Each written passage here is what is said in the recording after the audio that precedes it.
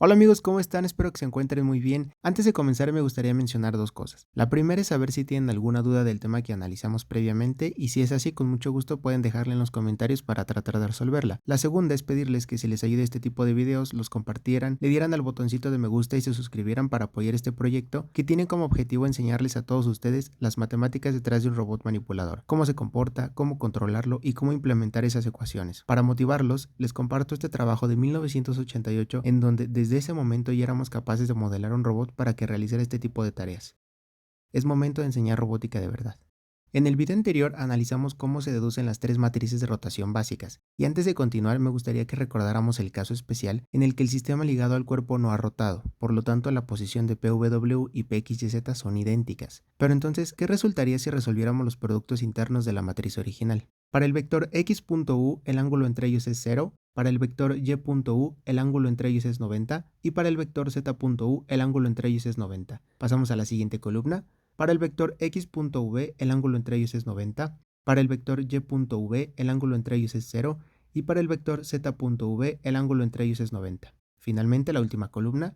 Para el vector x.w el ángulo entre ellos es 90, para el vector y.w el ángulo entre ellos es 90 y para el vector z.w el ángulo entre ellos es 0.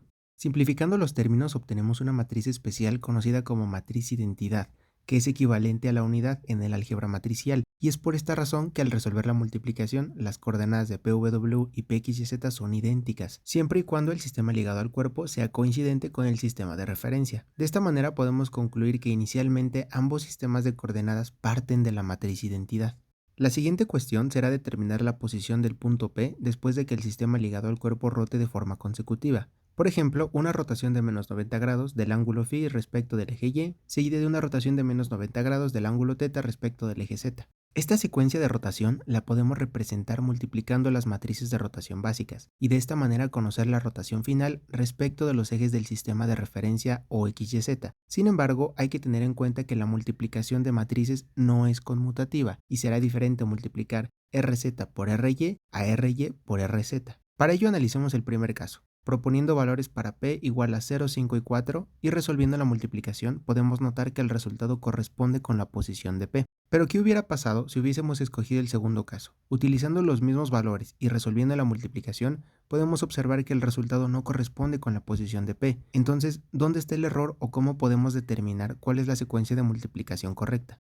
Resolvámoslo de la siguiente manera. Devolvamos el sistema ligado al cuerpo hasta la primera rotación del ángulo φ respecto del eje Y y busquemos una rotación en la que la posición del punto P coincida con el segundo resultado. Si consideramos que el eje Z es equivalente al eje W, pero del sistema ligado al cuerpo, podemos pensar que existe una relación, y efectivamente al realizar una rotación del ángulo θ respecto del eje W, notamos que llegamos a la posición del punto P. Bueno, pues resulta que el sistema ligado al cuerpo, además de rotar respecto de los ejes principales de referencia o X y Z, también puede rotar respecto de sus propios ejes, y esta es la clave para determinar la secuencia de multiplicación correcta. Analicémoslo de esta forma.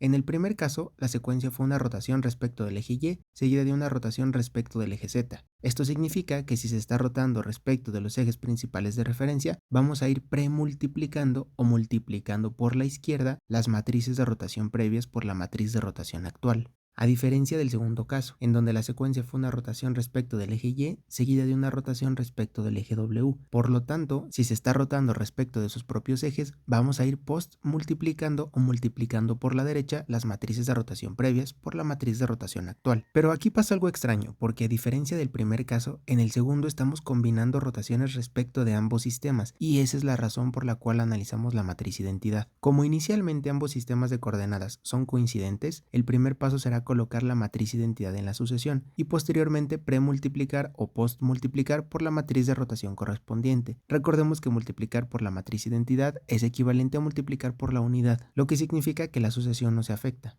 Entonces podemos formularlo de la siguiente manera. Para el primer caso colocaríamos la matriz identidad, seguido de una rotación respecto del eje Y, seguido de una rotación respecto del eje Z, y para el segundo caso tendríamos lo siguiente. Colocamos la matriz identidad, seguido de una rotación respecto del eje Y, seguido de una rotación respecto del eje W. De esta manera podemos observar que la sucesión no se afecta. Ahora bien, con este ejemplo podemos darnos cuenta que no es lo mismo rotar respecto de los ejes del sistema de referencia o X y Z a rotar respecto de los propios ejes del sistema ligado al cuerpo porque llegamos a una posición totalmente diferente. Sin embargo, sí es posible llegar a la misma posición con una sucesión de rotaciones distinta. Visualicémoslo a través de esta secuencia. Una rotación de 90 grados del ángulo alfa respecto del eje X, seguida de una rotación de 180 grados del ángulo teta respecto del eje Z, seguida de una rotación de 90 grados del ángulo phi respecto del eje Y. Proponiendo valores para P igual a 0, 5 y 4 y resolviendo la multiplicación, obtenemos la posición del punto P. Devolvamos el sistema ligado al cuerpo y ahora consideremos la siguiente sucesión. Una rotación de 90 grados del ángulo phi respecto del eje Y, seguida de una rotación de 180 grados del ángulo teta respecto del eje W, seguida de una rotación de 90 grados del ángulo alfa respecto del eje U. Utilizando los mismos valores para P y resolviendo la multiplicación, podemos observar que hemos llegado a la misma posición. De esta manera podemos concluir que es posible llegar a una misma posición con una sucesión de rotaciones distinta. Pero ojo, hay que recordar que la sucesión de multiplicación es diferente y habrá que tener cuidado si premultiplicamos o postmultiplicamos. Y nada más, estimados roboticistas, es todo por la lección del día de hoy. Espero que les haya gustado. Nos vemos en la siguiente.